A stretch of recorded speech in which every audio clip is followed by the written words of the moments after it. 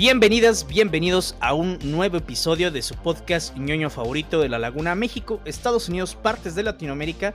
Por supuesto nos escuchan en Europa, partes de África, ahí en Oceanía y sobre todo en la ciudad de Nueva York, allá por 1985, en una realidad alternativa distópica, medio fascista y medio con otros tintes. Mi nombre es Abraham Cuellar y como siempre me acompaña mi amigo Carlos Sánchez. ¿Qué onda, Charlie? ¿Cómo andas? Hola amigos, amigas de Nerdify, pásenle, se va a poner bueno este programa. ¿Qué tal, Abraham? ¿Cómo andas?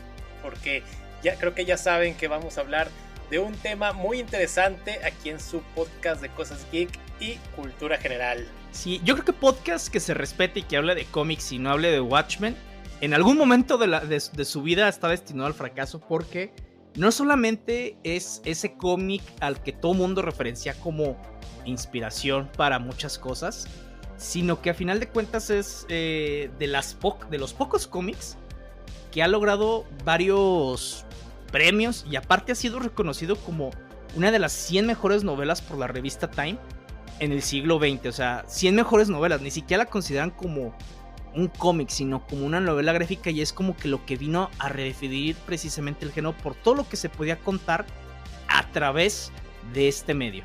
Sí, claro, una de las obras más influyentes, inclusive por muchos considerada como la mejor obra que se ha hecho, así compitiéndole, no sé, a la par como con V de Vendetta, con Sandman y otras más. Pero The Watchmen sí realmente vino a darle un bombazo a todo lo que es a la industria del cómic, y que pues meramente atrajo las miradas de todas las empresas y obviamente todos los fans que esperaban en su momento ahí en del 85 al 86 cuando se publica esta obra.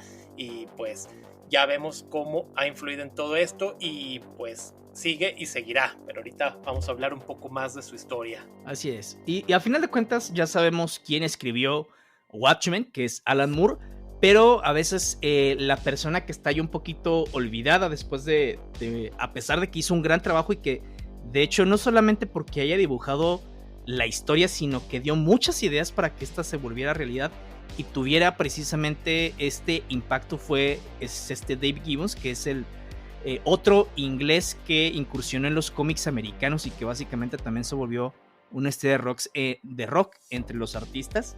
Y otro también que a final de cuentas, gracias a los colores y a la utilización de la paleta de colores que se desarrolló aquí en Watchmen, que es John Higgins, pues pudimos tener también otro cómic que se veía diferente, porque a final de cuentas las paletas de colores que se utilizaban siempre obviamente eran colores primarios, ¿no?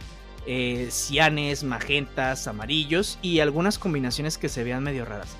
Pero llega John Higgins y empieza a experimentar con colores preponderantemente morados, verdes, naranjas, rosas, y le da otra forma de visualizar el cómic con estos colores, que es precisamente lo que le da esta atmósfera diferente y extraña que tiene. Sí, claro, una atmósfera increíble y los diálogos que sobre todo tienes que estarles poniendo mucha atención a cada uno, porque pues tienes meramente referencias de uno, detalles de esto, tienes que prestar meramente atención a todo, porque a fin de cuentas el jugo que vas a sacar de esta obra pues meramente te va a entregar un material tremendo, y sobre todo la época en la cual se escribe, en la cual se produce, una época turbulenta en la cual obviamente estaba reflejada de la vida real, la Guerra Fría, y ese temor de pues, meramente una guerra nuclear que hubiera acabado con toda la raza humana. Sí, y aparte la otra cosa es que, los scripts normalmente de los cómics, si digamos un cómic tiene 28 páginas como es el de Watchmen, los scripts y todas las descripciones de los paneles son 28 páginas.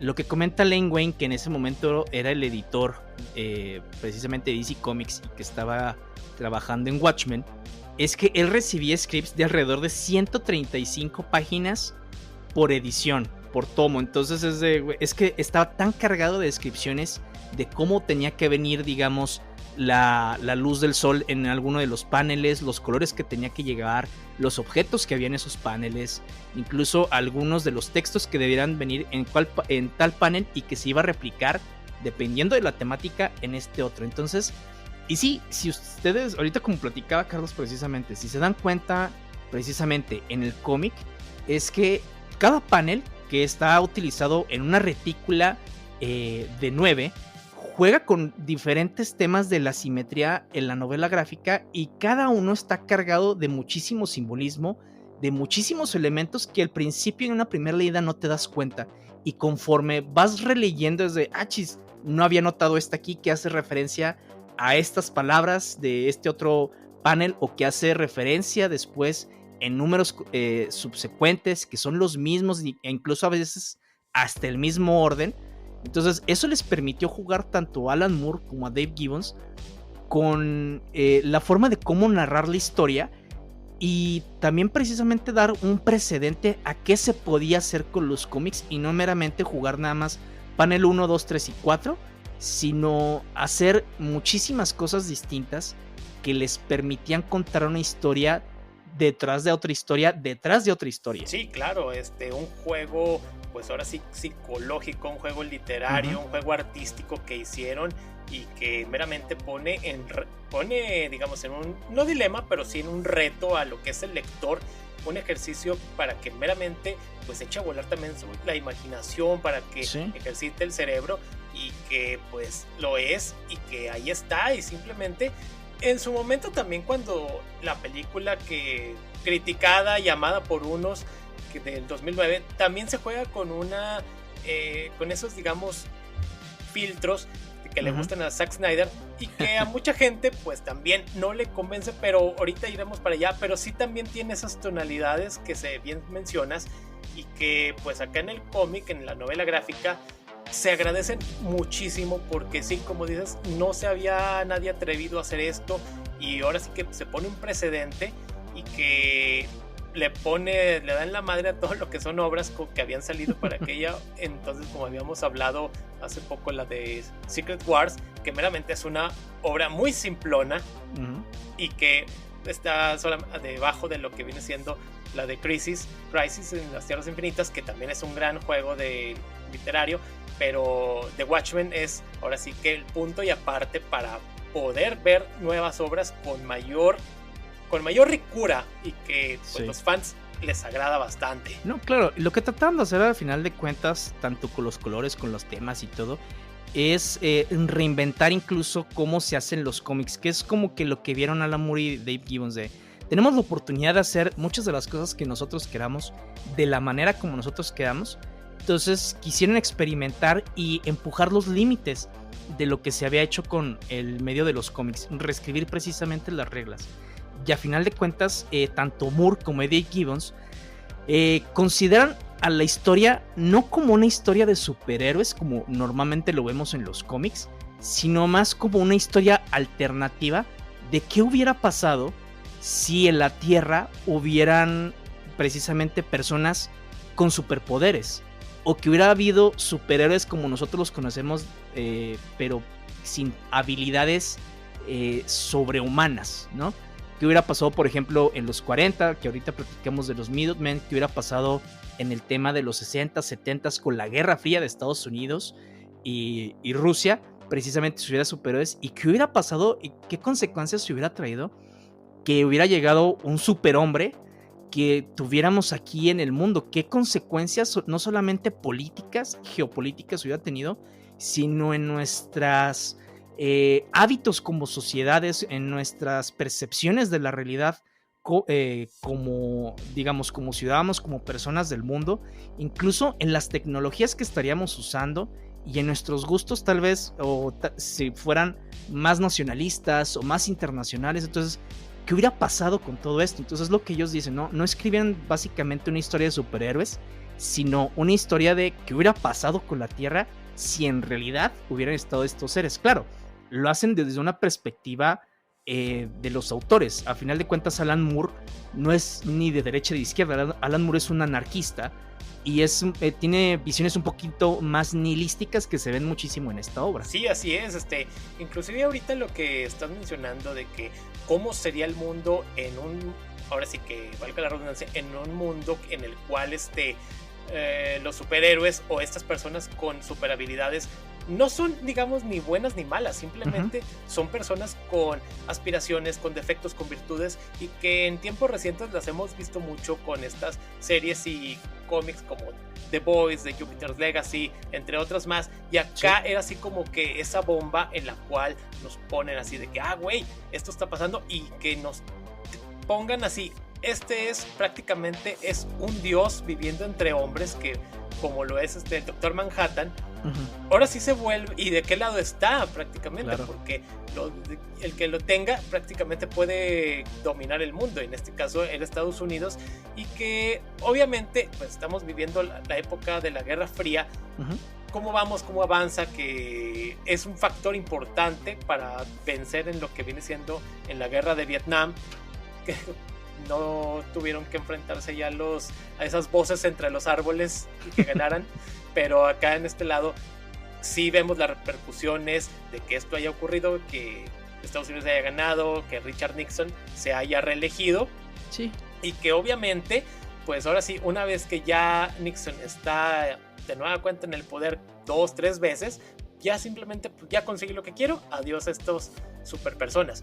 Pero en estos tiempos, que de hecho, hablando de la Guerra Fría, se acaba de fallecer el día de ayer, martes, Mikhail Gorbachev, y que fue uno de los factores que también hizo que pues no hubiera una tercera guerra mundial. Pero pues ahora sí que estos personajes que los hemos mencionado son importantísimos para toda la cultura del cómic, pues tienen un preámbulo, una historia que nos va a datar hasta los años 40, con una editorial llamada Charlton Comics, que pues entre publicar cómics, revistas, libros de juegos, o sea, tenía una gran variedad de lo que viene siendo en el registro impreso, pero lo que viene siendo la parte del cómic, pues uno de los primeros que están es el Capitán Átomo, que va, digamos, servir como la inspiración para el Doctor Manhattan. Ustedes ya conocen al Capitán Átomo, que sale en los cómics de Space Adventures, con guión de Joe Hill y dibujos del mismo Steve Ditko. Pero gran trabajo, y que es la base para ver después a los Watchmen. Sí, y fíjate, ahorita que mencionas a Steve Ditko, uno de los elementos que aparte de todos los personajes de Charlton Comics que utilizaron como plantilla básicamente para hacer los Watchmen, porque al principio los iban a utilizar así como eran, ¿no? Que ahorita los mencionamos muy bien, pero después la editorial dice, ¿sabes qué? Es que ya tenemos unos planes muy inmediatos para estos personajes, que era básicamente lo que iba a pasar en Crisis en Tierras Infinitas y todas sus repercusiones alrededor. Entonces decidieron utilizarlos como plantillas para los nuevos personajes, que a final de cuentas lo que comenta Moore y Gibbons es que les dio más libertad de poder hacer más cosas y no tener que atenerse a historias pasadas de estos personajes. Entonces, como básicamente muchos de estos personajes de Charlton Comics los creó Steve Ditko era un artista y que básicamente era de derecha, pero de derecha extrema. Entonces, muchas de las ideas que tenía Steve Ditko, que plantó en algunos de los personajes de manera extrema, precisamente por la naturaleza de cada personaje, pues ellos lo pasaron básicamente a la página, en donde estamos viendo un mundo sumamente polarizado por estas ideas, ¿no? Y cómo estas ideas pueden destruir o ayudar a construir el mundo de diferentes maneras. Pero al final, volviendo un poquito a los personajes de Charlton Comics, agarraron personajes muy específicos de un equipo de superhéroes que se llama The Sentinels of Justice. Digo, como comenta Carlos, al Capitán Átomo lo agarraron básicamente plantilla para el Doc Manhattan. A Peacemaker, que ahora ya lo vemos en su propia serie de televisión, era básicamente una plantilla para hacer a The Comedian. A Rorschach, que es un personaje muy prominente obviamente ya en la cultura popular, pues la plantilla de él fue The Question. The Question es otro personaje que también, así como muchos, dio el salto a la continuidad normal de DC Comics, y bueno, obviamente el personaje haya tenido otro tipo de evoluciones. Silk Spectre, que la agarraron de otro personaje que se llama Nightshade. Ozymandias, de otro que se llama Thunderbolt, pero no es confundir con Thunderbolt, porque hay otro personaje de DC Comics que se llama Thunderbolt y que también está muy ligado a Johnny Thunder, que es otro personaje totalmente distinto, y Night Owl, que este personaje en el que está basado, que es Blue Beetle, lo conocemos incluso muy preponderantemente en muchas de las decisiones que se tomaron a través del tiempo en DC Comics y que ha tenido una gran importancia. Pero todos estos que fueron plantillas para precisamente crear estos personajes más como arquetipos, ¿no? El tipo rudo, el tipo que tiene superpoderes, la femme fatale, el hombre inteligente, el detective, el cuate que utiliza sus gadgets para combatir al crimen. Entonces agarraron estos arquetipos y los fueron moldeando dependiendo de cómo querían ir creando su mundo, e incluso el mundo después los fue moldeando también página por página. Uno de los que me gustó cómo fue evolucionando fue Night Owl, porque empieza como un personaje que es inseguro de sí mismo, incluso la forma de cómo habla ahí en las mismas viñetas, en los balones de texto, se ve entrecortado, dudando. Depresivo. Y una vez que se vuelve a poner el traje de Night Owl, cambia totalmente su personaje, se siente más seguro de sí mismo, empieza a tomar más decisiones. Entonces sí te dan esa dualidad de con la máscara y sin la máscara. Sí, bastante. Un personaje como depresivo y que, como dices, una vez que se va poniendo el traje, ahora sí ya lo vemos ya de una manera, pues no digamos que extrovertida, pero ahora sí con ganas ya de salir a luchar, de hacer lo que pues mejor sabe, dar fregazos a los villanos, a los criminales. Pero sí, como dices, cada personaje es meramente un arquetipo, y que cuando ahorita que mencionas a los Sentinels of Justice de AC Comics, que también eran conocidos como los Americomics, era su gran nombre entonces, pero ya cuando viene siendo ahí, en 1983, cuando ya tiene DC los derechos, pues digamos, como dices, los van a tener ahí en stand-by para ahora sí vamos a utilizarlos ya después de las crisis en las Tierras Infinitas como a estos personajes. Pero sí, en lo que viene siendo septiembre de 1985, cuando ahora sí que ya sale el primer número, pues fue meramente muy esperado, y que pues ahora sí que Alan Moore y David Gibbons supieron utilizar a estos personajes y nos fueron dando grandes pues historias personales, historias crudas inclusive dentro del cómic, un intento de violación, asesinatos, todo lo peor que puede haber lo van plasmando, y que también en las versiones ahora sí que como cinematográficas las ponen hasta donde se puede, hasta lo legalmente permitido, para que sea una película que no tenga, digamos, una restricción aún mayor, y que se hace un buen trabajo.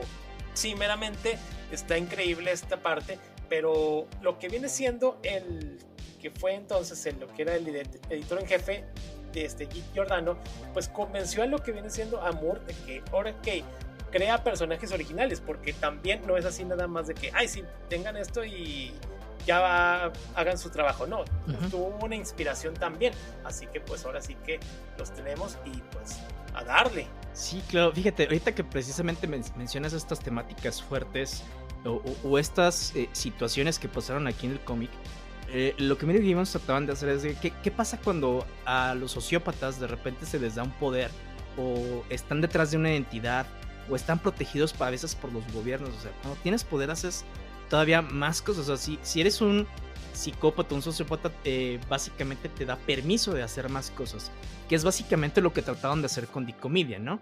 Era una persona que vio una oportunidad de poder satisfacer su sed de violencia detrás de la fachada de estar haciendo el bien, ¿no?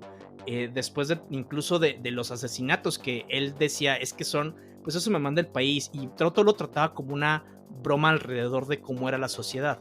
Entonces, lo que comentan es que si bien el cómic de Watchmen popularizó el desconstructivismo de los superhéroes, y que a final de cuentas inspiraron un sinfín de obras, ojo, inspirar es básicamente que agarraron elementos de ahí, que gracias a eso pudieron hacer las obras obviamente con sus propias manos y hacer otros elementos muy diferentes, pero no quiere decir que no hayan estado inspirados por algo, porque pues hay personas que a veces sienten que la inspiración es básicamente obra basada en, o que es básicamente un copy-paste de las ideas.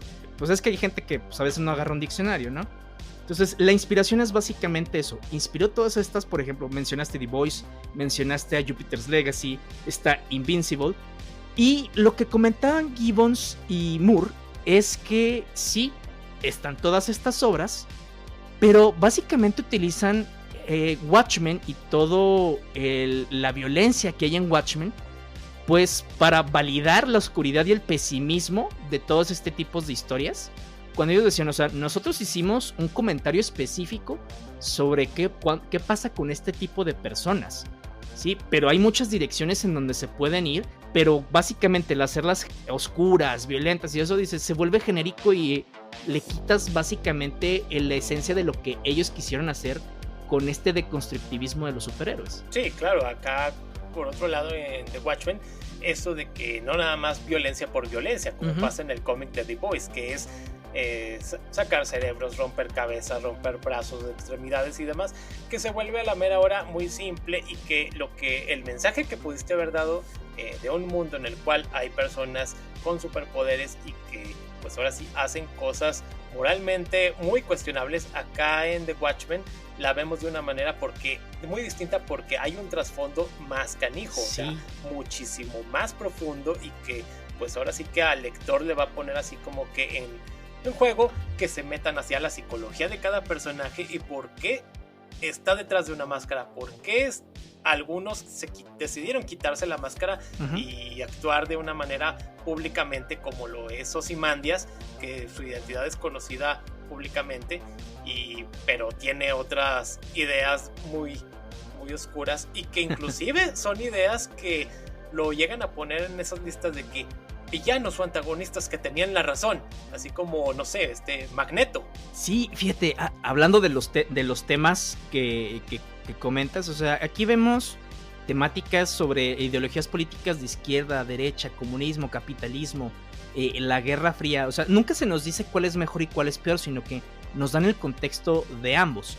Así es. Incluso, como hablas de la parte de Ozymandias, lo que ellos tratan de poner es a estas personas normales hasta cierto sentido en decisiones morales imposibles, ¿no? Como la de Ozymandias, es quiero salvar el mundo, pero ve cómo está el tema, o sea, en realidad hay una moralidad sobre lo que está bien, está mal para tener paz. Entonces, y es como que lo que se pregunta, ¿no? También aquí no hay ni blanco ni negro, está el poder, están las consecuencias obviamente de los superhéroes en la sociedad. Pero al ver no haber este blanco y negro, es básicamente lo que nos hace a veces como personas pensar que hay algo moralmente ideal cuando te pones en situaciones que ni siquiera son ideales para decidir A o B. Entonces aquí es cuando empieza el cómic, la novela gráfica, a jugar un poquito con esa parte para que tú como lector te sientas incómodo, incluso con las decisiones que se están tomando. No quiere decir que tengas que estar de acuerdo, sino que básicamente te dices, ay güey, o sea, no está bien y está mal. Y esa, por ejemplo, es un punto muy importante, porque a Rorschach normalmente, y también gracias a la película, que al rato hablaremos bien sobre eso, básicamente lo ponen como el verdadero héroe, en donde también Moore y Gibbons dicen, es que güey, Rorschach no es el héroe de la película, tampoco es el villano. Pero dicen, es que Rorschach se niega a darse cuenta del mundo en donde está viviendo, o sea, el mundo en el que se vive, y que a final de cuentas no es un mundo de blanco y negro. Rorschach quería ver un mundo de blanco y negro porque era básicamente la forma de él protegerse de traumas que tenía desde la infancia. O sea, Rorschach era un fascista, incluso rayaba en ciertas partes a veces en el nazismo, y él decía, hay un bien y hay un mal, ¿no? Es esto y es esto. El mal se debe castigar, pero nunca dijo el bien se tiene que premiar.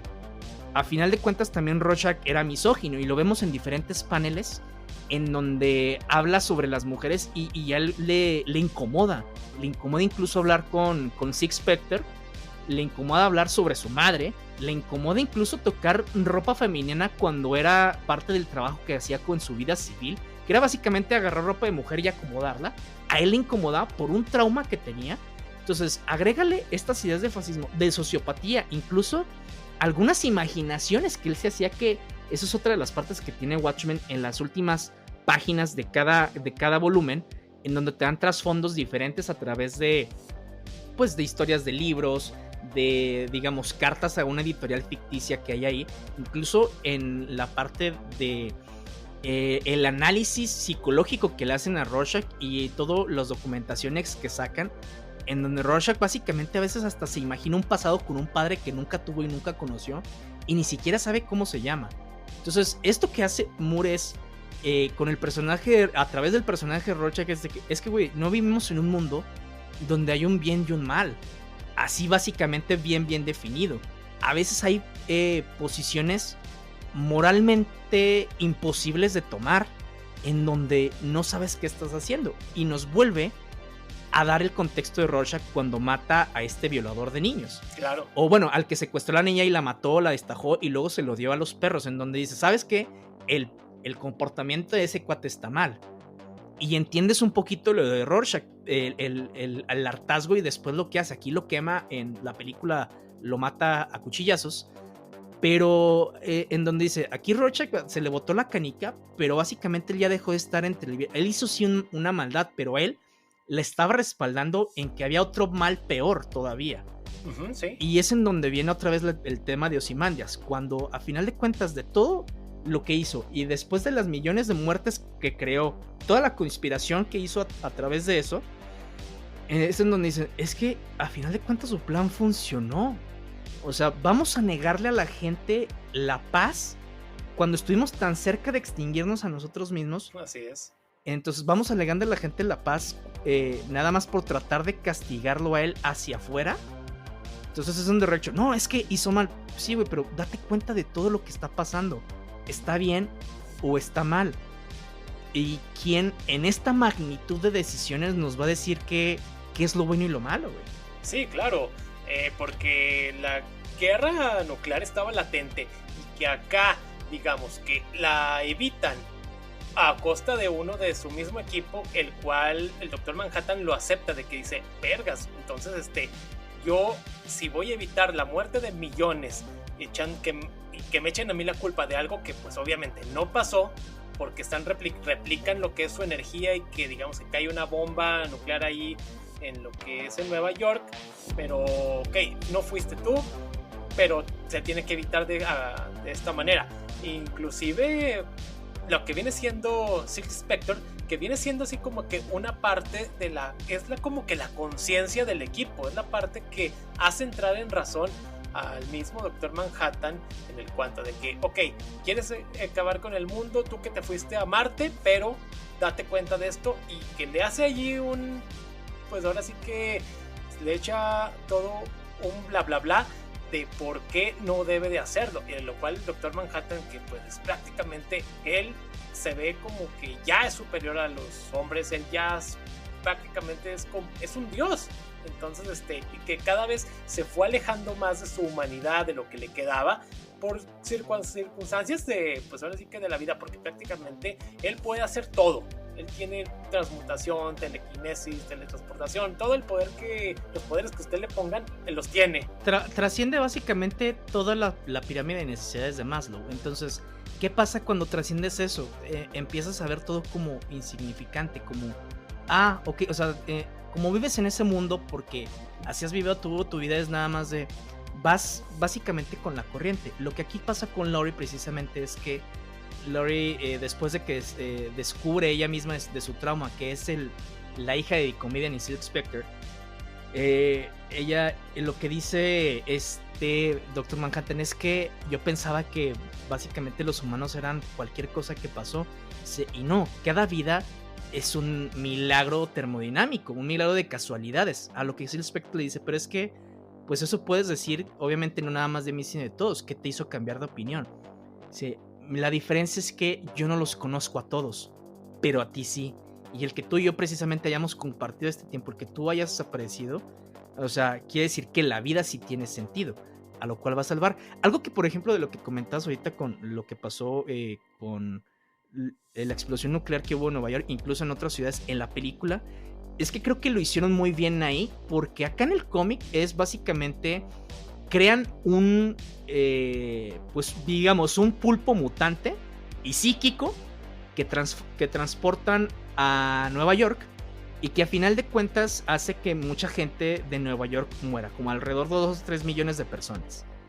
En el cómic que lo van explicando durante todos los 12 números, que ya hasta se te hace lo más normal del mundo, porque incluso te van dando datos así poco a poco y ok, pasó esto, ok, pasó el otro, por esto. Y al final de cuentas vas atando todos los cabos y dices, tiene sentido, ¿no? Porque incluso la habilidad psíquica que tiene el pulpo, que ya llegó muerto, y ahí te explican el por qué era el plan, y que mata millones de personas, y por qué, y cómo se crea incluso el pulpo, también tiene un trasfondo interesante hasta eso, con artistas de todo el mundo, con escritores, con ilustradores, incluso robaron el cerebro de una persona que tenía cierta precognición psíquica y que mutaron, clonaron, su cerebro y mutaron a este pulpo para que las personas que fueran un poquito, que incluso ahí comentan que hay unas en el poder que son personas no psíquicas, pero que tienen cierta disponibilidad, digamos, psíquica, que al momento de que la gente pensara que era un pulpo que venía del espacio exterior para invadirnos, y que como a través de la escritura y todas las señales genéticas que le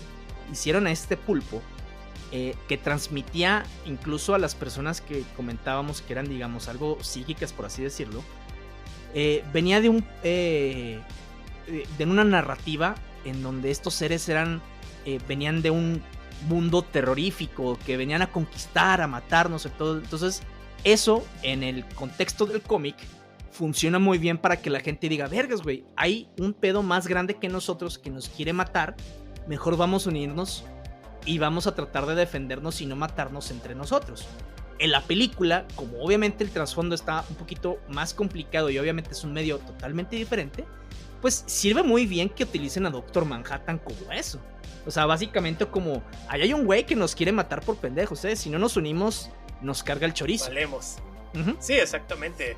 En cada una de las historias agarra su lado, y que obviamente las diferencias entre cómic y película, que como siempre son inevitables, tanto en los libros y cualquier material literario, adaptarlo fielmente en el cine, serie.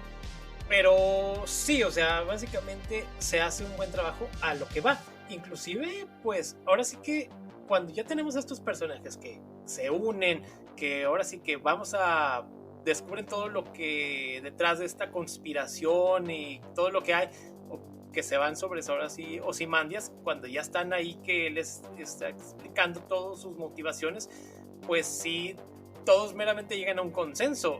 Ok, de entre todos los males, este es el menos menor, peor. Sí, claro, güey. Fíjate, una de las cosas que me gusta ahí es escena en donde él está, tanto en el cómic como en la película, donde él está platicando todo su plan.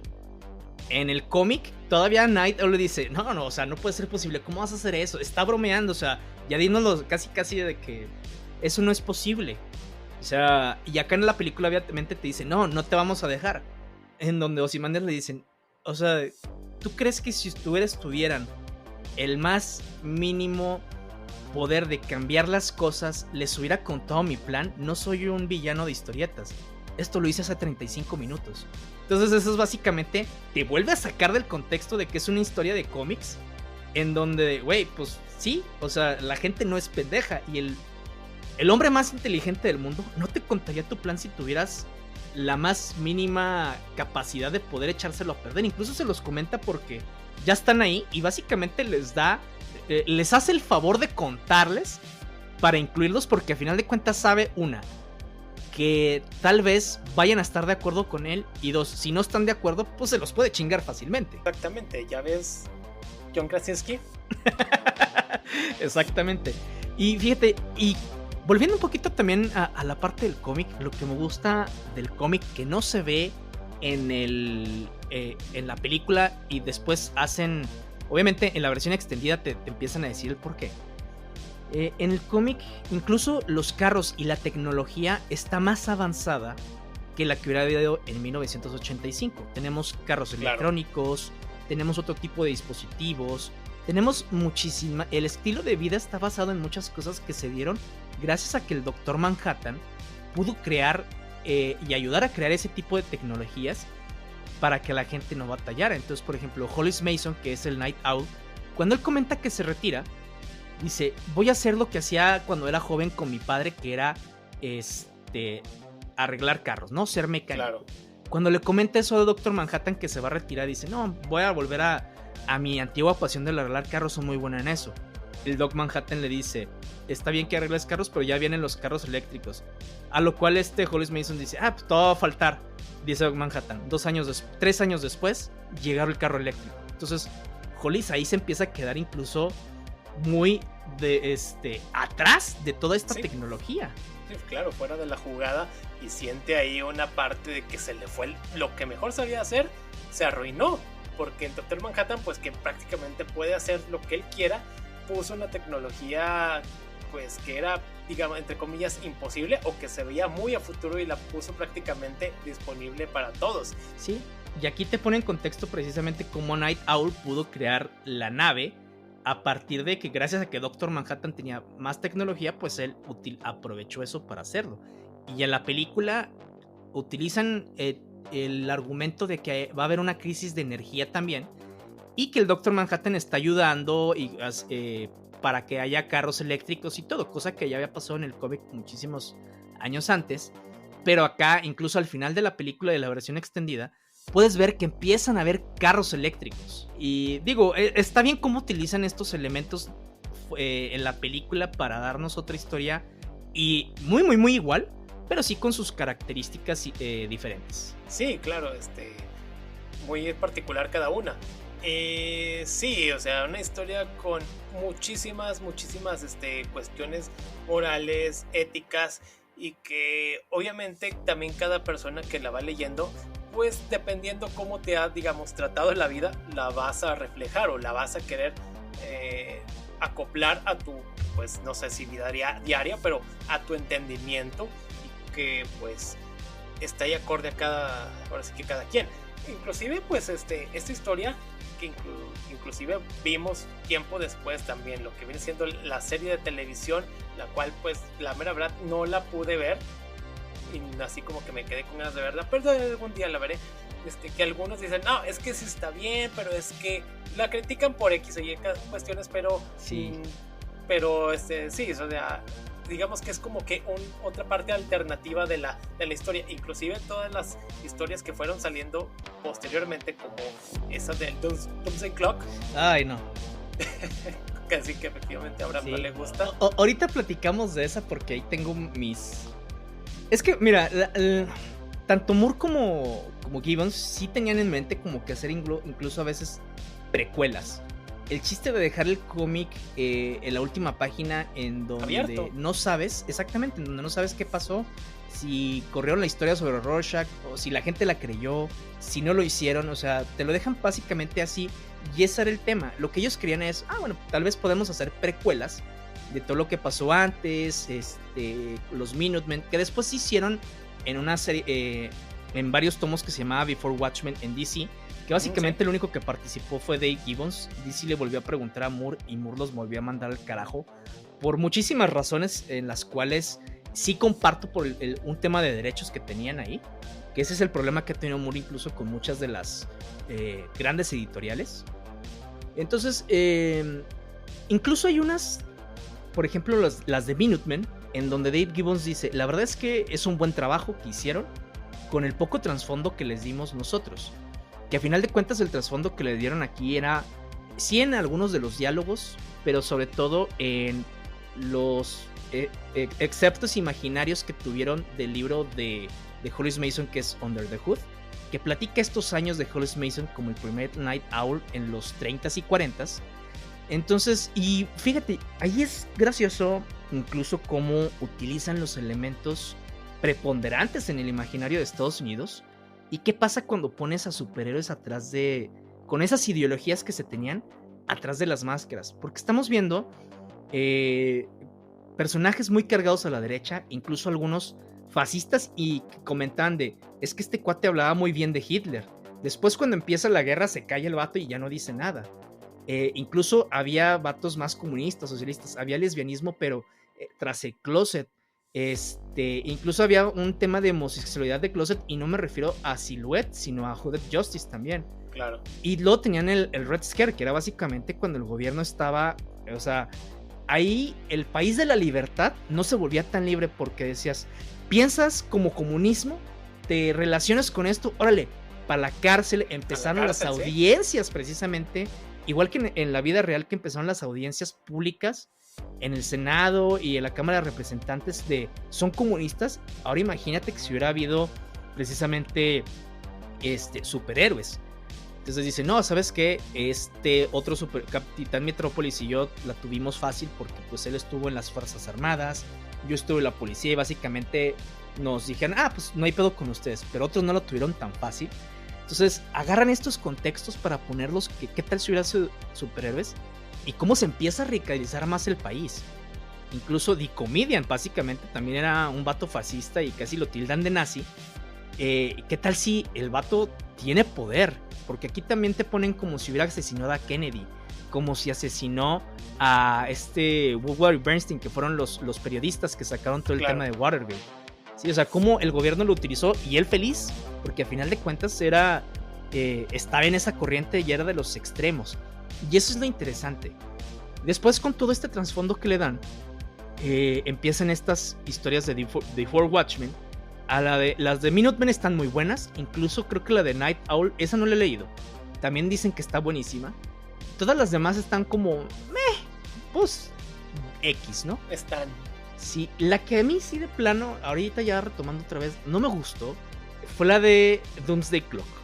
¿Por qué? Porque básicamente agarraron el trabajo de Watchmen y Geoff Johns lo convirtió en lo que se le dio su regalada gana, haciendo de los personajes cosas que no eran, transponiendo en el tema del universo de DC que no tenía ni siquiera cabida ahí, porque el universo de DC es, como yo lo concibo, otro muy diferente, con cosas totalmente diferentes.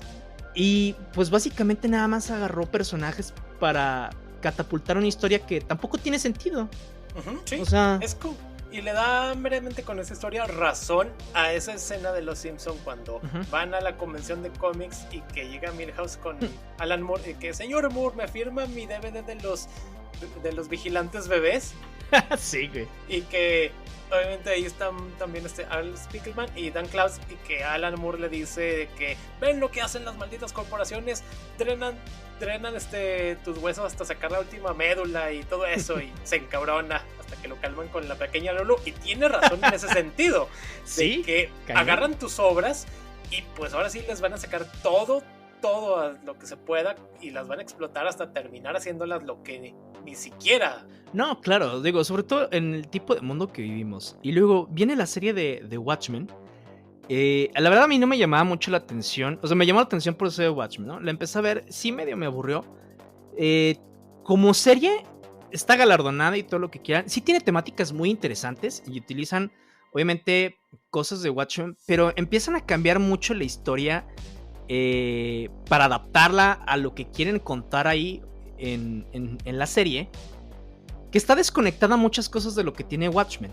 Watchmen hablaba sobre esquemas más grandes. Aquí la hablan sobre un esquema más pequeño, que no está mal. A final de cuentas se vuelve una historia más personal. Pero, no sé, empiezan a agarrar... de repente el Dr. Manhattan había tenido un amorío con otra persona y vivía vidas paralelas. Y luego lo matan de la forma más estúpida posible. Spoiler si no han visto la serie. Porque resulta que sí estaba aquí, que no estaba en Marte. O sea, empiezan a agarrar varias cosas y las empiezan a revolver. Que te digo, como serie no está mal, según las críticas, según incluso lo que yo vi, porque tiene comentarios sociales muy buenos. Pero a final de cuentas es básicamente como si agarras los temas, los personajes y toda la temática de Watchmen para hacer una serie que por sí sola hubiera estado bien, pero básicamente para venderla. Entonces la recubres para venderla y siento que ya no es lo mismo, porque creo que sí le haces un deservicio al tema de los personajes y el trasfondo que tenía muchos de ellos en el cómic. Porque te digo, la serie, los temas que tocan no están malos y como serie solo hubiera estado genial. Pero pues sí, o sea, utilizarla para vender es de... no sé, a mí no me gustó lo que hicieron en ese sentido. Claro, sí, obviamente cosas para vender, así como en su momento Neil Gaiman, que batalló mucho para que adaptaran lo que es de Sandman, y que inclusive llegó a mencionar que había un guión en el cual decía de que Lucifer, Morfeo y el Corinthian iban a ser hermanos. Entonces dices, pues no. O el otro guión donde Rose iba a ser la protagonista y Morfeo solamente iba a aparecer ahí cosas muy puntuales, también así como que no, tampoco va así la cosa. O sea, no se trata de que agarren los trabajos y hagan lo que quieran con ellos simplemente porque obtienen las licencias. No, si le faltas el respeto al trabajo de el artista, del guionista, de todo esto, pues sí, no, olvídate. Qué murero. Que incluso él comentó de no solamente es el peor guión adaptado de Sandman que he visto, sino el peor guión de película que he visto en mi vida. Uno de precisamente los productores es Jon Peters, el que se lo presentó. Jon Peters, él ha producido varias de las películas de Batman, si no es que casi todas, creo. Entonces decía, no, es un super guionazo, está muy bueno, y tenía un fetiche con las arañas mecánicas, que después lo tuvo ahí en la de Wild Wild West. Incluso sale Kevin Smith comentando esa historia que tuvo adaptando un guión de la película de Superman. Y dice, es que quiero una araña mecánica grande, una araña gigante. Y dices, ok, no. Muy específico, señor. Y eso me lleva precisamente a las adaptaciones que no lograron ser, una gracias a Dios que jamás llegó a la luz del mundo, que es la de Sam Hamm en 1988. Sam Hamm fue el guionista de Batman de 1989 y de Batman Regresa. Básicamente le cambió casi absolutamente todo al cómic. O sea, aquí ninguno de los Minutemen aparecía, no están, más que creo que el Capitán Metrópolis, que básicamente aquí ni siquiera era Estados Unidos contra la Unión Soviética, que pues es básicamente todo el desmadre que trae, sino es básicamente Estados Unidos contra el terrorismo de Medio Oriente, porque en ese momento estaba, yo creo que hasta ahorita estaba muy bien visto en Estados Unidos odiar al Medio Oriente. Entonces, como después los Watchmen aquí, que en el cómic jamás se logró dar un equipo, eran los Crane Busters y jamás se logró dar, aquí son los Watchmen, ¿no? Entonces no logran detener un atentado terrorista en la Estatua de Libertad. Entonces eso hace que de repente, hicieron muy mal las cosas, entonces ya son ilegales. Y empieza todo el desmadre. Todo empieza porque empieza a haber asesinatos asesinan a The Comedian y empiezan a investigar. Oye, esto no está bien. O sea, hay un desmadre, un desbarajuste. Deja de ser incluso el tema central, la parte de los superpoderes, y se vuelve una película de acción cualquiera. O sea, aquí básicamente a Dan Driver le dice, no, es que él tiene una falta de confianza porque desea ser otra vez Night Owl. Rorschach, básicamente el trauma que tiene de su niñez no tiene nada de malo, nada más es un psicópata porque el tema de lo de la niña, ¿no? Que mataron y él se lo encontró. Entonces, y al final de cuentas todo resulta que es un plan de Adrian Bate para que no existiera, devolver en el tiempo para evitar que el Doctor Manhattan se convirtiera en el Doctor Manhattan y no tuvieran estos problemas que tienen ahorita. Entonces logran detenerlo y después el Doctor Manhattan dice, sí, pero creo que él tenía razón. Él regresa en el tiempo para salvarse a sí mismo, para que tenga una vida feliz, que esto no vuelva a pasar. Regresamos al presente y los únicos que se acuerdan de todo son Rorschach, la Sea Spectre y Night Owl, y regresan con sus trajes de superhéroes. Están en la calle, se los encuentra la policía y hay un enfrentamiento y se acaba. Entonces no tiene absolutamente nada que ver con Watchmen. Sí, ¿no? Cuando Moore se dio cuenta del guión, porque sí le ofrecieron escribir, él dijo, no, güey, gracias, esta madre no es para televisión, digo, para la, ¿cómo se llama? Para el cine. Para el cine. Después de que vieron, dijo, no, güey, ya, váyanse a la verga todos. Incluso la gente que vio el guión dijeron, ay, esto no está bien, güey. O sea, sí, básicamente no, queremos nada. La historia de Watchmen por lo que es. Entonces hicieron unas reescrituras, lo hicieron un poquito más fiel al cómic y ahí quedó. Después, en el 2005, le encargan un guión a David Hayter. Este cuate venía incluso ya de los éxitos de X-Men y X-Men 2. Entonces dije, el cuate básicamente escribió un guión muy muy similar a la novela gráfica.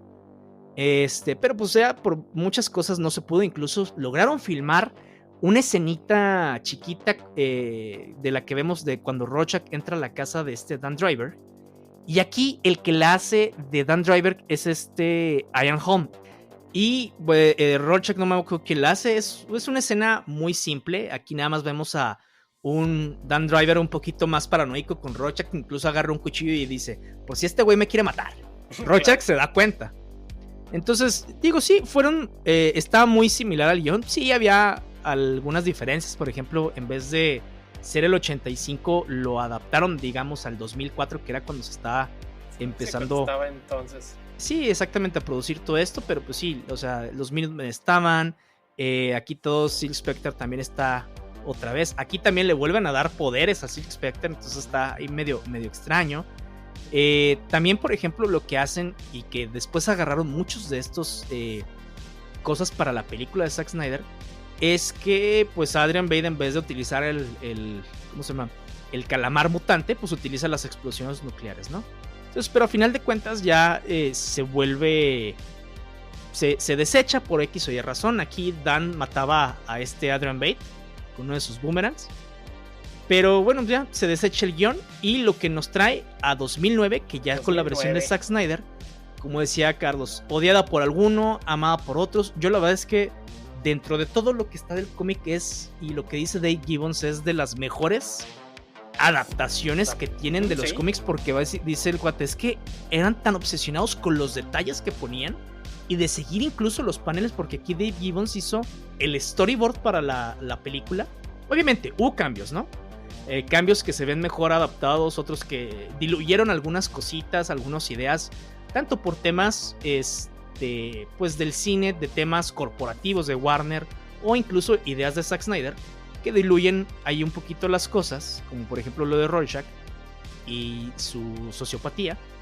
Entonces, a final de cuentas, sí es una adaptación lo más fiel al cómic posible, pero también es una película de acción para un público en una película de acción. En su momento no gustó mucho porque como que era, es que ¿qué es esto? No son los superhéroes a los que estamos acostumbrados de chingazos. O sea, que está muy oscuro, está muy esto, y es básicamente el cómic. Ya cuando lo ves, ahora más adelante es lo que platican mucho. Independientemente que sea Zack Snyder, es de esas obras que necesitaba tiempo después de todas las películas de superhéroes que hemos tenido. Ándale, para claro, que la volvamos a apreciar como, cabrón, ve, güey, lo que estaban haciendo en ese momento. Claro, sí, una obra que estaba plenamente adelantada un tanto a su tiempo, y que sí realmente sobresale de todo lo que hemos estado viendo recientemente. Bueno, en toda la última década en el cine de superhéroes de cómics, una película que meramente vemos primeramente lo que es la versión original, y luego nos dan ahora sí con la versión del director, que dura 3 horas y media, lo cual pues sí le incluye más, obviamente más cosas, y que como y después sabemos, de la del director sigue la versión final, Final Cut, sí, está cañón, güey. Y como bien sabemos, el mismo Alan Moore también dijo, yo no juego, y no lo vemos en los créditos, cosa que pues dices, ok, ya no sabemos si realmente ya es por señor necio o porque sí adapta bastantes buenas cosas, pero sí. Es bien. Más por señor necio, porque él dijo, no sé qué tan buena esté, pero yo no quiero lo voy ver. Ajá. Sí, efectivamente, porque sí creo que hay una, no conversación, pero sí de que estoy seguro que Alan Moore va a estar satisfecho, a lo que él contestó de que no, yo no voy a ver esa mierda o algo así. Sí, digo, ya es Alan Moore, digo, se entiende a veces el tema de por qué lo hace y su resentimiento, pero pues también de repente ya el señor es un poquito así de, incluso ha tenido ahí alguna que otra discusión para lo que para mí es el mejor escritor de cómics del siglo XXI, que es Grant Morrison. Que bueno, sí, Morrison ahí hizo un comentario que a mí tampoco se me hizo lo mejor, que él decía, Rorschach es lo mejor. Entonces, en donde Alan Moore dijo, pinche pelón, pelone, porque es género no binario, pelone no entiende lo que digo. Entonces, y sí se pelean entre los dos. Pero, digo, es que los dos güeyes tienen un gran ego. Incluso lo que comenta David Gibbons es que, güey, los dos somos rockstar. Los dos tenemos un gran ego y nos creamos la gran mamada, pero jamás discutimos, porque como que nos conectamos. Entonces, también que Dave Gibbons le haya dado el visto bueno a la película, que haya colaborado ahí y que incluso le gustó bastante, Dice, es que yo jamás pensé ver esto hecho realidad. Es más, nunca pensé ver que esos paneles de Black Freighter, el carguero negro, los pudiera ver en la pantalla. Claro. Que dije, es que ¿cómo chingados lo van a adaptar? Sí, se ve de repente ahí como que a más de huevo que de ganas las transiciones. Sí, que las meten así como que con sí, calzador. Exactamente, dice, sí, creo que había una mejor manera de hacerlo. A final de cuentas, sabían que lo iban a lanzar en Blu-ray y en DVD en versión extendida. Entonces, pues, podías jugar ahí un poquito, pero... Pues digo, se agradece que hayan tenido esos detalles, ¿no? Yo te digo, la película para mí es una de mis favoritas, no necesariamente por ser una adaptación del cómic, sino porque deconstruye mucho el tema de los superhéroes. Pero ahora viendo el cómic, creo que la aprecio un poquito mejor. Sí hay cosas que digo, ay, güey, esto lo pudieron haber hecho mejor, pero bueno. O sea, no todas las adaptaciones son perfectas. No, y ninguna lo va a hacer, porque está muy complicado hacerlo. Y pues así vamos a seguir viendo, esperamos en el futuro, otras obras que no se han adaptado y que por lo complicado, por la temática, por la cuestión que tú desees, pero ya con la tecnología se puede, y siempre y cuando estén ahora sí que abrazadas de un buen guión. No nada más así, pues basuras así como estas que mencionamos hace rato. Sí, yo creo que una de las máximas que, obviamente en la medida de lo posible, una de las máximas que toda adaptación debe de seguir es involucra a los creadores y originales. Involúcralos, güey. Claro, si no quieren, pues ni cómo, ¿no? O si están muertos, pues está cabrón, pero respeta. Sí, exactamente, o sea, y si los puedes involucrar, incluso a la familia o a los colaboradores que estuvieron con esas personas involucrados en el proceso creativo, de, oye, güey, es que sabes que esto no está bien porque lo que necesitábamos o lo que le da vida es esto. Ok, o sea, toma su consejo. No quiere decir que no vayas a hacer lo tuyo propio, pero toma el consejo, deja que se involucren, que hagan cosas, porque dos cosas. Una, te aseguras de que tu material sea la mejor adaptación posible y que aparte los fans les guste, porque a ti te gustó como estaba. Y dos, o sea, también el que los creadores estén involucrados y le digan a la gente, sabes que el proyecto está muy chido y me están involucrando al 100%, a los fans les va a dar esa calma de decir, voy a confiar en esto. Claro, y aunque también pues hay fans que meramente ya son necios que... Sí, es que lo hacen por dinero. Que sí, cierto, hay unos que sí lo hacen. Pues sí, efectivamente, inclusive acá con mismo Neil Gaiman peleándose por Twitter y demás por defendiendo la serie. Dices, ya cuando ya la gente son ya cuando necios, son necios, sí. No, está complicado ahora sí que aceptar una obra que muchos se encumbran y cuando las quieren adaptar pues no les gusta de plano nada, pero sí está. Eso que mencionas es lo principal, que están involucrados los creadores y si no están, pues que se respete la obra lo más posible. Y pues eso fue Watchmen, sí les recomendamos mucho. Obviamente la película la pueden ver en Star Plus, o si tienen el DVD o el Blu-ray, la pueden ver en muchas partes. Ahí está, les recomendamos más la versión final, el Final Cut, que es así como debe de ser vista esa película. Pero sobre todo, si tienen oportunidad de leer el cómic, léanlo. La neta es que no es lo mismo el cómic que la película, porque el cómic es otra experiencia totalmente diferente. Hay cosas que en la primera leída ni le van a agarrar, no porque esté complicado, sino porque está diseñado de esa manera, que a la primera no le agarres todos los elementos que estás viendo hasta de, cabrón, te vas dando cuenta poco a poco de más cosas, y está padre irlas descubriendo. Entonces, si léanlo, la verdad es que no se van a arrepentir. No, para nada, ahí está. Y pues bueno, pasando a las noticias de la semana, pues vamos cargaditos, que de hecho, hablando y siguiendo lo que viene siendo Zack Snyder, portales como lo que viene siendo Variety dijo hace unos días de que pues directivos de Warner se arrepintieron de haber lanzado el Snyder Cut que vimos hace prácticamente año y medio, y que pues solamente, o sea, palabras de ellos, es que alimentó el odio y la toxicidad de los fans de Snyder. Hablando de necios. Exacto, que se ha visto y se sigue viendo, porque ya saben que siga viviendo el Snyderverse y todo eso. Dices, órale, qué loco, y nada les gusta. No, mira, al principio sí, yo también fue como que parte de revívalo, porque en realidad DC no tenía ni para dónde, todavía no tiene ni para dónde. Entonces dices, revívalo, pero ya llegó un momento en donde dices, de estar al 100% en la visión de Snyder a mejor hacer otra cosa bien diferente, ya que hagan un reboot, ya, güey, que hagan el reboot. O sea, ya lo que quiero yo ver es buenos proyectos. Claro, sí, y algo consolidado, que sepas hacia dónde vas, no dando tumbos, no sabiendo siquiera si tienes un Superman o no lo tienes, porque se habla de que está Henry Cavill que en la de Shazam, o que va a salir en la de Black Adam, no sabes realmente, o sea, sí, es una incertidumbre total.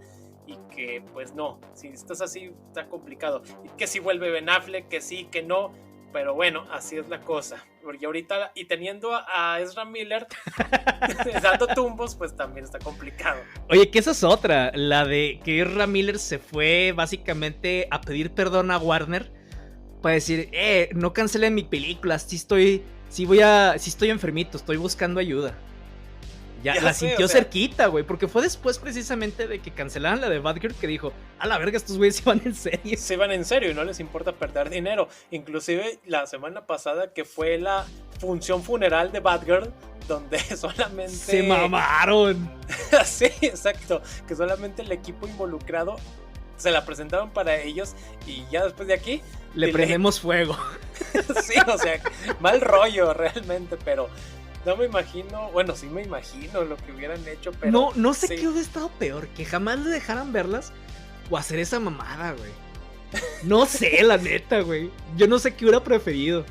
No, pero sí, Ezra Miller la vio cerquita y que, pues, inclusive también ahora estaba viendo de que uno de sus proyectos donde va a interpretar a un joven Salvador Dalí, también muchos fans de que no la cancelen esa película y la madre, a lo cual dijeron no, la película va, así que no estén fregando. Le falta broncearse, güey, a Ezra Miller. Aunque bueno, igual ya en Kawaii ya tuvo con ese pedo, ¿no? Del bronceado. Sí, y ahí estuvo haciendo otras cosas. Oye, y fíjate, precisamente hablando todavía de DC Comics y lo que ahorita platicamos de hacia dónde va, bueno, pues ha habido varias pláticas y varios rumores sobre distintas personas que pueden ser ahora el llamado Kevin Feige de DC Films. Una de esas, por ejemplo, de los que habían platicado era de Greg Berlanti. Greg Berlanti es el productor de varias de las series de CW.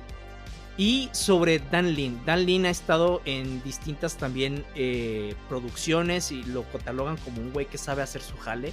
A pesar de que, pues, está bien.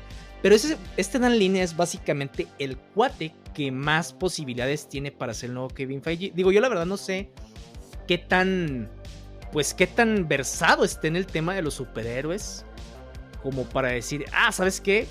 Vamos por aquí, vamos por allá. No tanto por el tema, obviamente sí, se tiene que ver un tema de negocios y monetarios, pero pues yo lo vería más como por el de, pues, ¿a dónde vamos, güey? O sea, como de historia de DC Comics, ¿hacia dónde vamos primero? ¿Hacia dónde vamos hacia los lados? O sea, la verdad no tengo ni la menor idea. De hecho, él era de los productores originales de la de Justice League Mortal, que iban a hacer con George Miller, si mal no recuerdo, no sé si lo estoy confundiendo. Entonces básicamente el cuate ya iba para allá, todo el desmadre que pasó, y dice, bueno, pues ya no se hizo, ¿no? Ni pedo. Y siguió a lo suyo. Y pues ahora ya tiene tal vez esta oportunidad. Quién sabe si en estos días que después de que nosotros hayamos grabado el podcast, como siempre pasa, que anuncian cosas grandes, o si ya será después. Claro, sí, pero bueno, ojalá sea para agarrar en buen camino, que tomen las riendas y que pues ahora sí que el universo cinematográfico de DC ya por fin esté bien consolidado. Porque también hablando de rumores, pero ahora brincando a los otros estudios, pues el llamado proyecto de los Cuatro Fantásticos, que hace días pasados inclusive se menciona de que Mark Chapman, que inclusive sería lo que es el director, que él estuvo también dirigiendo lo que es WandaVision, sería el encargado de llevar a la primer familia de Marvel a la pantalla grande, a lo que también a esto se le une rumores de que Ben Bagley, quien ustedes lo conocen de la serie You, sería el nuevo Reed Richards, ya que se habla de que ya John Krasinski ya no sería Reed Richards, a lo cual también Dan Slott, escritor, en su cuenta de Twitter hace unos días hizo un comentario en el cual lo insinúa, así como de que pues Krasinski ya pues bye, pero se habla de que Ben Bagley sería el nuevo Reed Richards. No sé si vaya a acosar a Sue Storm, pero pues bueno, vamos a ver qué pasa aquí. Oye, no, pero a mí sí me gustaba bastante John Krasinski y la verdad no sé por qué están tomando esa decisión. Pero, güey, pues la verdad es que el cuate, digo, para lo poco que hubo, a excepción de la pendejada, obviamente del guión, no fue culpa de John Krasinski. Sí. A excepción de la pendejada del guión que tuvo en la de Multiverse of Madness, la verdad es que pues, siento que es un buen papel. Incluso se comentaba que alguna otra persona que pudiera interpretar, pero a Sue Storm, puede hacer esta Emily Blunt, que en la vida real es la esposa de John Krasinski, a lo cual dices, güey, pues es que es buena actriz, o sea, creo que podrías hacer una buena mancuerna entre los dos muy bien ahí, güey, digo, ya los vimos actuar juntos en la de A Quiet Place, y obviamente sabemos que tienen buena química como pareja, entonces, güey, pues imagínate, le vas a dar todavía a la audiencia mejores actuaciones en este tipo de películas. Sí, claro, y qué mejor, o sea, una pareja de actores ya muy conocidos y queridos ahí en el medio. Pero pues bueno, vamos a ver qué resulta en esta cuestión. Porque también también hace días ya vimos lo que fue la cancelación de la infame serie de Resident Evil de Netflix, la cual desde el principio tuvo críticas negativas, mal rating, porque pues obviamente Resident Evil es ahora sí que se puede considerar como la obra más inadaptable. Nadie ha podido hacer algo digno. Nada que Dune, nada que Watchmen, no. Resident Evil, güey. Sí, no, desde las películas de Milla Jovovich, otras películas que unas que han salido tanto animadas y demás, pero esta serie también realmente malas, porque sin cosas que nada que ver, porque sí, no sé, es que todo hacen lo que quieren con Resident Evil.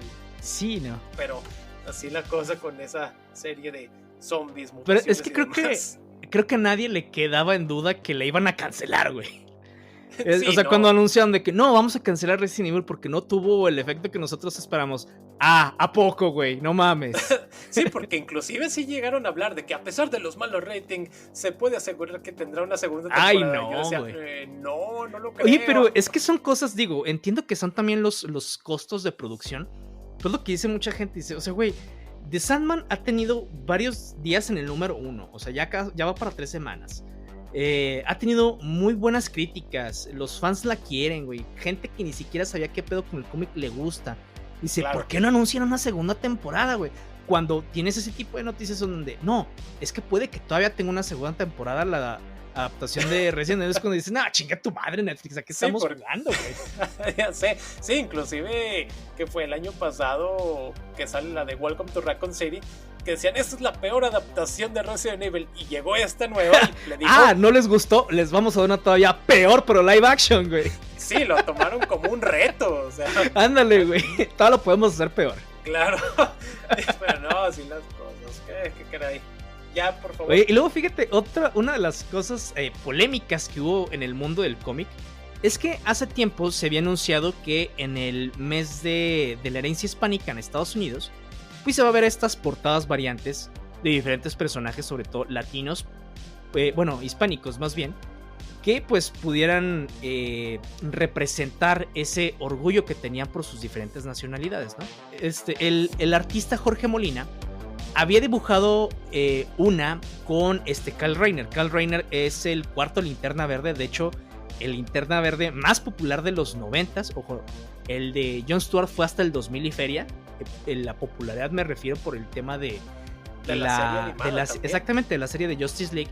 Pero Kyle Rayner fue el Linterna Verde de los 90s y principio de los 2000, porque básicamente era el único. Entonces Kyle Rayner también es descendiente de mexicanos, a lo cual está chingón porque tenemos un Linterna Verde mexicano, güey, aparte de Jessica Cruz. Y nadie Cruz. Se queja. Sí, aparte de Jessica Cruz, que no me acuerdo qué nacionalidad es ella, pero no es mexicana, no me acuerdo qué otra latina, pero bueno, hizo un sketch en donde se ve a Kyle Rayner agarrando la bandera con los colores de México, un águila real atrás con el constructo de precisamente con el anillo y agarrando la linterna. Después sacan, al parecer, que esa no va a ser ya el concepto de la portada variante que va a salir en Titans United, Dot Pact, Y ahora va a ser otra en donde básicamente es casi lo mismo, pero está agarrando una bandera totalmente verde con las palabras Viva México, con el fondo obviamente en el espacio y con una bolsa de tamales, a lo cual obviamente un chingo de gente dijo, váyanse a la verga, güey, ¿por qué lo cambian si el otro estaba bien verga? Dice, ¿y por qué la bolsa de tamales, güey? Entonces sale ya obviamente el artista y dice, no, a ver, es que creo que hubo una confusión porque la otra básicamente nada más era una de las versiones. Ya saca la opción final, ahora sí se ve la bandera de México, ya con el águila, la águila como constructo atrás y con la linterna. Y la verdad sí está muy chingón. Y bueno, a final de cuentas, esta portada variante está basada en la obra de Jorge González Camarena que se llama El Espejo. Incluso en el mismo diseño, ahí pone en honor a Jorge González Camarena. A lo cual se me hace pues un detalle muy chingón para decir el dibujo, mi obra está basada en esta otra obra. Y básicamente pues es para dar esta visibilidad a estos personajes hispánicos que tiene DC Comics. Claro, algo que pues obviamente se agradece y que pues, está, como mencionas, que sea la mera petatera, la mera buena. Sí, ya me imagino si en algún momento en la vida sacan el cast de Kyle Rayner y le dicen, no, sí, se lo llevó un mexicano. La gente, ¿por qué es moreno? Pues porque el cabrón es mexicano, güey. O sea, sí, hay mexicanos blancos, yo lo sé, o sea, pero me refiero de que, pues, está bueno. O sea, el pedo ni siquiera la piel de Kyle Rayner ahí, es su ascendencia mexicana y cómo obtuvo el anillo. Y qué es lo que hizo después. Es la buena historia de Kyle Rayner, lo demás es así como que ya sale en segundo plano, pero qué caray. También pues hace días ya se anunció oficialmente, cosa que venía siendo un rumor, pero ahora sí ya lo confirmaron. Y hablando entre los actores que estuvieron en The Watchmen, Jeffrey Dean Morgan, quien lo conocen también como Negan en The Walking Dead, pues ya se unió oficialmente a lo que viene siendo a The Boys para la 4ª temporada. Todavía no se sabe qué papel va a ser, pero ya está integrado, cosa que sí, e inclusive hasta en la misma cuenta de Instagram y de redes sociales de The Walking Dead, o sea, adivinen quién llegó a The Boys, Negan. También ahí lo celebraron. Y es interesante porque Eric Kripke, que es el creador de la serie, no del cómic. Eric Kripke estaba agarrando varios actores que salieron con él en Supernatural. Supernatural, que era esta otra obra que él tenía, pero acá con Warner. Y uno de ellos obviamente es Jensen Ackles, este otro actor que no me acuerdo cómo se llama, pero casi siempre tiene el nombre de Bob Singer, que hace referencia a uno de los productores. Ahora está Jeffrey Dean Morgan, que en la serie de Supernatural era John Winchester. Ahora nada más le falta al pobre Jared Padalecki aparecer. Digo, él tiene su propia serie, pero creo que ya lo están discriminando demasiado. Sí, falta que allí lo integren. También justamente este día, miércoles, no se estrenó, sino que se hizo la confirmación de que se renueva para una 4ª temporada la serie de Harley Quinn, lo cual pues sí también qué buena onda, porque era de esos proyectos que no sabíamos hacia dónde iban, si la iban a renovar, que si no, entre tantas cancelaciones, pero Harley Quinn ya está renovada por lo menos una temporada más. Sí, que de por sí sufrió bastantes retrasos para poder estrenar la 3ª temporada, que precisamente ahorita todavía están sacando capítulos, y que cuando termine vamos a platicar de todas las 3 temporadas de Harley Quinn aquí precisamente en Nerdify. Sí, y ya casi para terminar, una curiosidad que ustedes recordarán de que pues Winnie Pooh pasó ahora sí que al orden público, y que pues ya lo pueden utilizar para lo que viene siendo proyectos que no sean de Walt Disney. Y pues salió ya ahora sí el tráiler de esa película, Winnie Pooh, Blood and Honey, esa película tipo serie B, que el tráiler está interesante y que obviamente sabes que las actuaciones van a ser malísimas, los efectos van a ser malísimos, pero se espera que sea un churro divertido, que las muertes sean originales. Aquí lo interesante es que se incomode Disney. Sí, claro, que se va a romper obviamente la imagen del osito amable come miel, para que pasara a ser un asesino, pues ahora sí que loco. No sé qué realmente vaya, sí, pero va a estar interesante. Yo creo que ahí va Disney, lo único que va a hacer básicamente es darle un stop a toda la mercancía de Winnie Pooh. Incluso, digo, no quiere decir que vayan a quitar las películas de los servicios de streaming, pero lo que van a hacer es dejar de promocionar la imagen de Winnie Pooh, ya sea en mercancía, ya sea en las películas que tienen ahí en el servicio. Entonces, pues para proteger un poquito la imagen, ¿no?, que tienen así de cuenta sobre el personaje. Sí, porque ya una vez que pasan al dominio público, ya pues prácticamente bye. Inclusive creo que este mismo año o en un par de años también algo se hablaba de que el mismo Mickey Mouse iba a pasar a dominio público. Sí, o sea, nada más te dan licencia por 100 años para que lo tengas. Entonces, pues ya casi pasan hace, fíjate, 100 años, güey. Sí, así que pues Disney está meramente temblando y yo creo que va a utilizar todo, no sé, va a llevar a Saul Goodman inclusive para que les ayude a retener los derechos de Mickey Mouse. Otro de los que está, pues no te diría próximo, pero le faltan básicamente como unos 16 años para que pase a dominio público, también es Superman. Superman, sí. ¿Qué va a hacer DC Comics? Tengo ni la menor idea. Y por eso es lo que yo creo que es una de las cosas que se nos hace, güey, tienes una de las entidades más famosas de las licencias más famosas de todo el mundo y no lo utilizas, y que te quedan 16 años para que nadie lo utilice, güey. Nadie. Claro. 16 años, güey. Tú sabes qué es lo que haces. Y lo están desperdiciando bien, cañón. Sí, no, que caray, pero mal rollo, pero pues sí. Esperemos que ya por fin con esta nota de que ya aparentemente ya hay cierta luz al final del túnel, ahora sí ya tengamos, pues ya sea lo que viene siendo Henry Cavill o otro actor, pero que ya está bien establecido.